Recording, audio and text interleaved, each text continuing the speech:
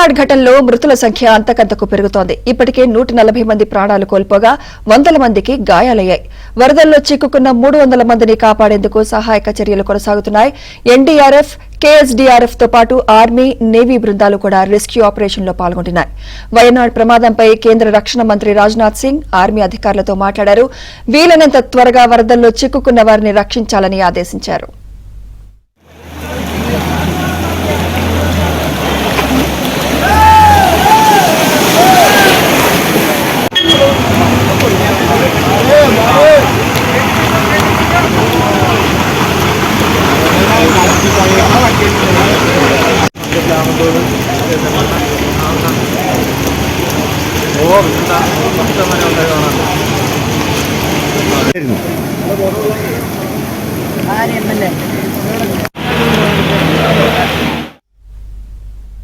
ఇక కొండ చర్యలు విరిగిపడి భారీ విషాదంలో ఉన్న కేరళకు మరో ప్రమాదం పొంచి ఉంది.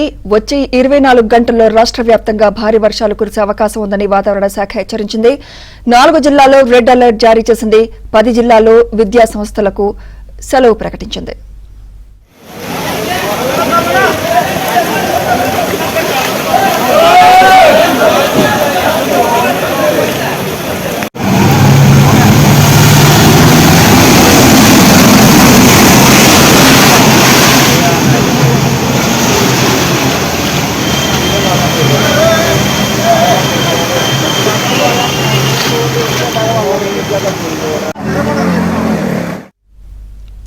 వయనాడ్ ఘటనలో మృతుల సంఖ్య అంతకంతకు పెరుగుతోంది. ఇప్పటికే 140 మంది ప్రాణాలు కోల్పోగా 100 మందికి గాయాలయ్యాయి.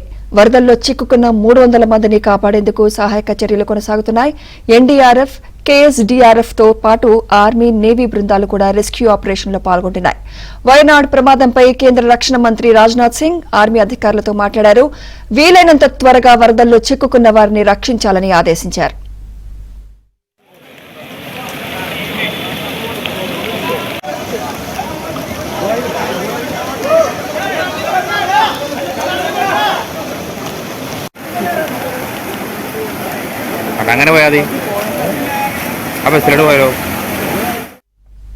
ఇక కొండ చర్యలు విరిగిపడి భారీ విషాదంలో ఉన్న కేరళకు మరో ప్రమాదం పొంచి ఉంది. వచ్చే 24 గంటల్లో రాష్ట్ర వ్యాప్తంగా భారీ వర్షాలు కురిసే అవకాశం ఉందని వాతావరణ శాఖ హెచ్చరించింది.